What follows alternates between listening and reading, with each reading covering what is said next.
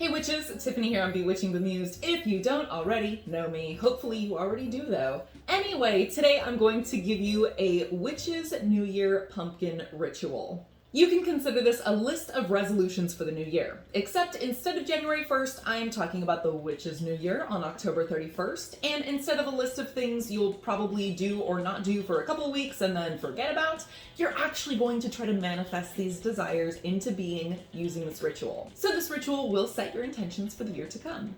First of all, the obligatory, yes, I know not everybody, not all witches celebrate the witches or the pagans' New Year on Samhain or October 31st. Some people choose to celebrate it on a different day. That's perfectly fine. You can do this ritual exactly as it is, even if you don't celebrate as the witch's New Year. Second obligatory thing, if you feel like this sounds familiar, probably because I already made this video once 3 years ago, it's just that I put this ritual at the end of another video and it didn't get the attention it deserved, and the other video, the whole thing was just kind of meh. So last week I put out the first half of that video, which is 9 magical uses for pumpkins. So that will be linked down below if you're interested, and then now we're putting out the pumpkin ritual as a separate video so it actually gets some traction this time. Final obligatory notice, as always, this spell is also going to be on my website in article format. That is linked down below, so make sure to watch the whole video because the algorithm works something like that. YouTube likes that, so I thank you. It gets me more. Anyway, it's very helpful to me. And then afterward, to kind of read the list of ingredients and go over the step-by-step instructions again at your own pace and an easier format to follow, head over to the website. As with all of my spells, feel free to edit this as you see fit in order to make it your own. You can even adjust it to make it work for a group or coven. Your ingredients: 1 uncarved pumpkin of any type and size. Just be sure that the top isn't too sloped as you will be fixing candles to it, and I would recommend against a knucklehead pumpkin as you will be writing on its sides. You'll also need markers or paint, and small chime or birthday candles, and a lighter or matches. You will need 1 candle per intention. Instructions.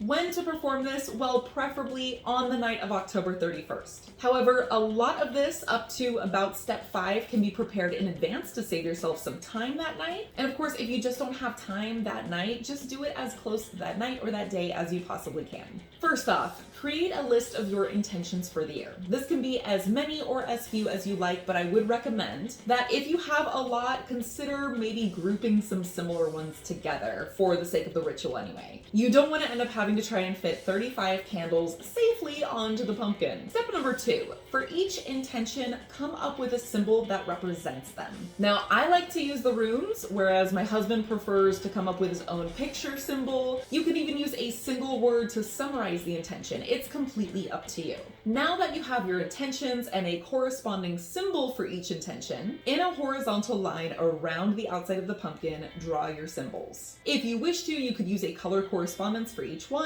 Personally, I like to keep it simple. I just use a black Sharpie, nothing fancy, but to each their own. Now, above each symbol drawing, fix a candle to the top of the pumpkin by melting a bit of the bottom of the candle, sticking it down, and holding it place until the wax hardens again. Now, keep in mind that if it's done correctly, the candles should be fixed pretty sturdily. However, while the candles are lit, please keep the pumpkin on a fire-safe surface, such as a cookie sheet or in a sink.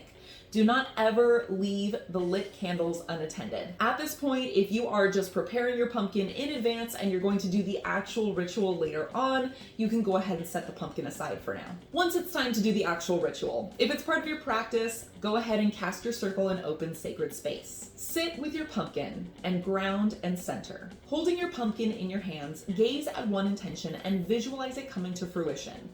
How would this manifest in your life? How would it make you feel? Direct the energy of your will into the symbol of that intention. Then repeat this process for each intention. Be thorough and do not rush this process. I say that with like every spell. When you're ready in this process, light your candles. Now you might be wondering if you should do full visualization for each one and then light all the candles, or visualize light, visualize light, visualize light. Honestly, I change this every year. I kind of just go off of what my instincts are telling me, what my gut feeling is. So I'm gonna leave that entirely up to you. Just listen to yourself, do what feels right to you. And then of course, allow those candles to burn until they completely melt all the way down and or extinguish on their own. Take a moment to sit with your pumpkin and visualize what your life would look like if every single one of these came to pass before the next witch's new year. Finally, end your ritual with your chosen closing phrase, whether that is blessed be, so mote it be, the end, thank you, blah, blah, blah, blah, blah. Once all is said and done, keep your pumpkin until either all of your intentions have come to pass or it begins to decay. Now, if it decays first, don't worry. This does not mean that your intentions will not manifest or the ritual failed. The speed of rot depends on many factors, including airflow, room temperature, humidity, type of pumpkin, etc. Trust me, these won't affect your spell. But when this does happen, bury your pumpkin. If you don't have a yard, a plant pot with some soil will do. If neither of these options works for you, you can always compost the pumpkin, or worst case scenario, throw it away. But obviously we want to try to use it to grow other things, right? That would be the most positive thing to do, to put goodness back out into the universe, right? But at the end of the day, throwing it in the trash is not the end of the world, and it will not cancel out your spell. But do be sure to remove any leftover wax before burying or composting your pumpkin. All right, witches, that's it. Once again, if you're looking for more magic you can do with pumpkins, check out this video right here. And if you're looking for other magical things to do on Samhain, check out this video right here.